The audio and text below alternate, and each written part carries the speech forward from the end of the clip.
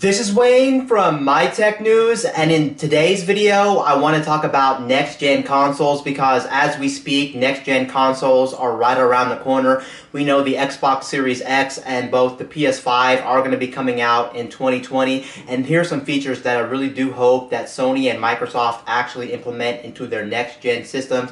One thing I really want them to focus on this generation specifically is going to be more frame rate when it comes to game. And it's actually funny, the standard today is actually 60 frames per second for a lot of games, but even though there are a lot of games that do play at 60 frames per second, there's a lot of games that still don't play at 60 frames per second, and especially if you're a customer that's still on the base PS4 or the base Xbox One, you guys know that those consoles aren't really good for playing a lot of games at 60 frames per second. Some games will play at 60 frames per second, some games will have varying frame rate, and some games will play at a locked 30 frames per second. So you can see frame rates still aren't the greatest in 2020, although we do have the base, we do have the PS4 Pro and the Xbox One X, and you guys know those do help with frame rates quite a bit. But even so, even with those boxes, there's still a lot of games that just can't play at a solid 60 frames per second. But what I'm really hoping is with next generation consoles and hardware, I'm really hoping that these companies will actually integrate things over 60 frames per second.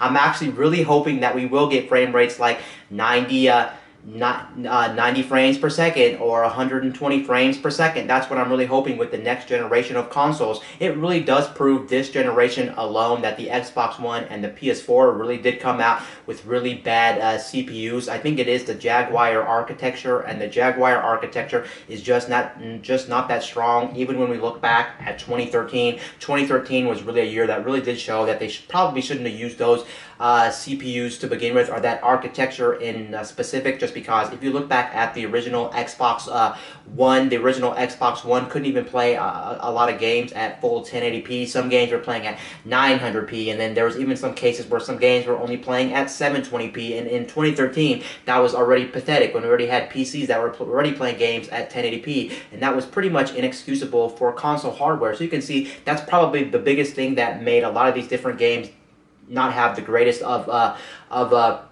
frame rate. But then you do have to take in consideration a lot of developers out there have different engines they work on, and just the way they know how to actually build for this hardware and things like that. So there basically is a number of different reasons to why maybe a game will play at 60 frames per second and then maybe dip down, or maybe play only at a locked 30 frames per second. It really does depend, so it's really hard to tell why or why not. But I'm hoping with the next generation of hardware we at least get locked 60, which is 60 frames per second. In my opinion today is still very good frame rate, but I can't disagree to say that I don't want more frame rate. More frame rate would always be nice, and there is actually a good reason to have more frame rate, especially if you're playing like a multiplayer centered or based game that you have to rely on a lot of frame rate, or maybe you're playing an action heavy game that does rely heavily on a lot of fast inputs and things like that. So it is always nice to have frame rate higher than 60 frames per second. So if we can get frame rates like 90 frames per second or even 120 frames per second next generation, that would absolutely be killer. One thing that I actually also want in next generation hardware, which I wouldn't really say is actually a feature, but I would actually want them to have more storage options when it actually comes to the units itself. I know with today's technology you can have things like removable storage devices like an external hard drive or a flash drive that you can actually connect to your system and actually get more storage, but I just like having everything in one simple package where you sit down, you have a box that's pretty much clean, and that's all you have. You don't have anything connected to it, you don't have any extra wires and things like that. And I really think in 2020, I really do think that these next generation consoles really do need more storage, because if you look at the way gaming is headed, gaming is definitely headed towards digital distribution, and not only is it headed towards digital distribution in the future, it's also headed in a future where games are just becoming bigger and bigger and bigger. And you do have to realize, even if you do buy games physical still on discs for current gen consoles, you still have to install the game to the hard drive, and games are just becoming bigger and bigger and bigger. I know one of the biggest games this generation is definitely Red Dead Redemption 2, and even if you're playing on like a base PS4 or a base Xbox One, the installation process to that game is very massive. I do know it's over 100 gig for that game, and you can see if games are becoming so big, even with 1 terabyte of storage, I think that might not even be enough. 1 terabyte may only give you 5, 6, 7, 8 games at this rate, since games just keep going up and up. And then of course you do have to remember that games are going to be be more in 4K next generation. And the biggest thing with 4K gaming is the resolutions and the textures on the game take up so much space for each individual game. 1 terabyte is just not enough. So I really do hope when these consoles are released this year, they at least start with 2 terabyte or 3 terabyte or possibly even 4 terabyte. But then again, I guess it's not that big a deal if we don't get it. Like I said, we can probably use removable storage devices, and most likely for a lot of people, you're still going to have to use removable storage devices like a big hard drive or a big flash drive or something like that, just because games are getting bigger and bigger. And even though I would like a big hard drive in these consoles, I can still see the base consoles being 1 terabyte out the gate, or possibly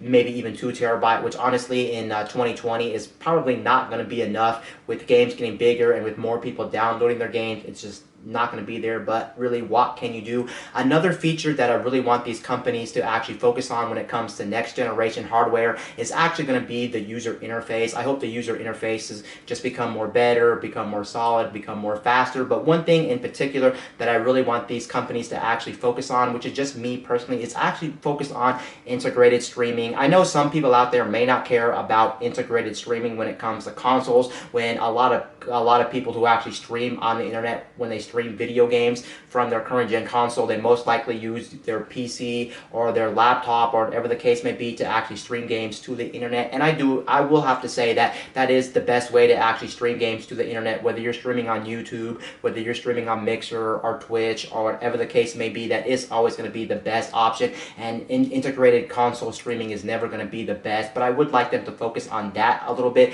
Like maybe we would get more features, like we would get overlays for our stream if we stream from the box. Maybe we would be able to adjust our face cam and just do a whole bunch of different things. So I do hope they focus on that and give us more features when it comes to integrated streaming. Again, I know a lot of people don't care about this, and it's kind of not that important since we already have PCs that can practically do that, and we can do much more with our PCs when it comes to streaming video games over the internet. But I really do think it would actually help a lot of people in a lot of different situations, and I actually do think it's very cool as well to see these companies like Sony and Microsoft actually put these in these consoles, because for so many people out there, they may not even be able to buy like a gaming PC or a capture card or whatever it be to actually get a stream up and running. So I really do hope they focus on that aspect a little bit more with next generation hardware. But overall, I'm really looking forward to what type of features and what type of things they can do with the software and the interface with the next generation hardware. Another feature I really want them to focus on a lot, even though sometimes I use it and sometimes I don't use it, is actually going to be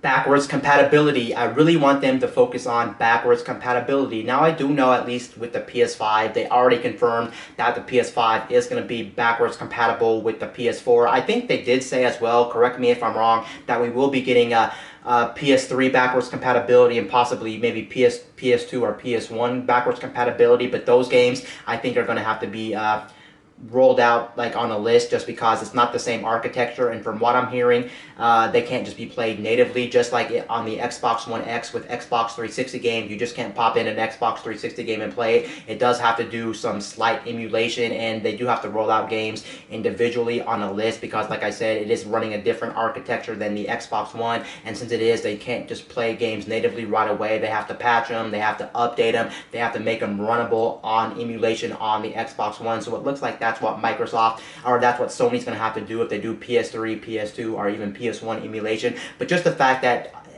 right now, as it stands, it looks like that we are going to be playing all of our PS4 games natively on the PS5, because apparently it does run the same architecture, is absolutely going to be fantastic. That means day one when you get your PS5, and we know every time a new console actually launches, it launches with practically no games, or it launches with games, but the games aren't the best quality. So it is nice that we'll be able to play all of our PS4 games right away. What I actually want to know is, as well, talking about backwards compatibility really quickly, I want to know if they're going to go as far as to allow people to get their games that they previously downloaded on something like the PSN store or the Xbox store, if Microsoft does do backwards compatibility with the Xbox Series X and actually allow you to play those games, because digital games are becoming more popular and so many people have digital games. I really hope you can move those games over to like that console to play them, since like the PS5 can play games backwards compatible with the PS4 games. And one thing I'm actually very interested to see is how far are they going to take backwards compatibility compatibility. You guys know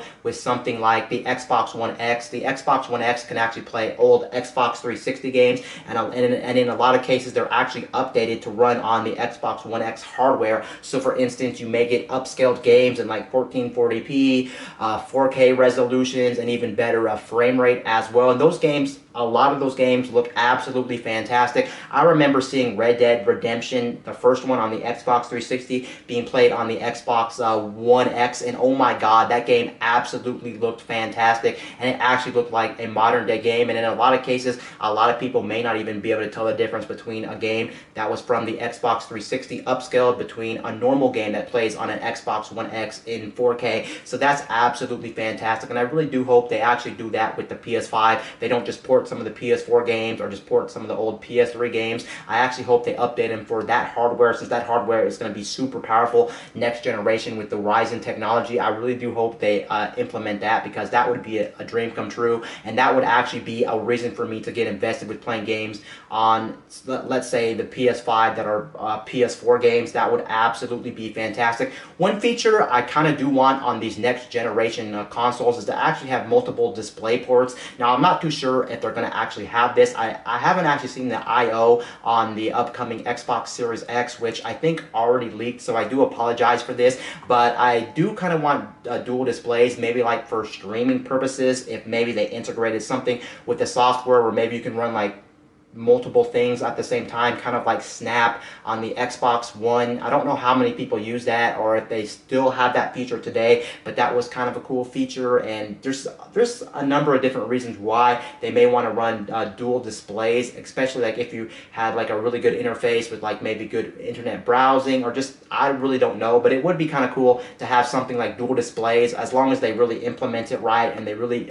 utilize it, then I can actually see that actually being practical, and them actually importing them into these devices. And another thing that's not really a feature, which is the last thing on my list, is actually going to be loading times. Loading times are actually a big deal, because the whole reason you play video games in a lot of cases is the fact that you want to feel like you're immersed in these big open worlds and immersed in these different gaming experiences. But how can you really be immersed in the experience when you have to worry about loading times all the time? Loading times are some of the biggest downsides to modern day gaming, and I really do hope they do increase loading times. Now, I do know with the PS5 they already confirmed that they're going to have millisecond loading times, or a couple second loading times, which is absolutely fantastic. But if we can get no loading times, or we can get very minimal loading times, I'm actually going to be super happy with next generation consoles, and I love to see where that hardware actually go. Apparently, as we speak right now, Sony does keep claiming that the SSD that's going to be inside the PlayStation 5, which is already confirmed to have an SSD instead of a traditional hard drive. And I will say it is about time to move from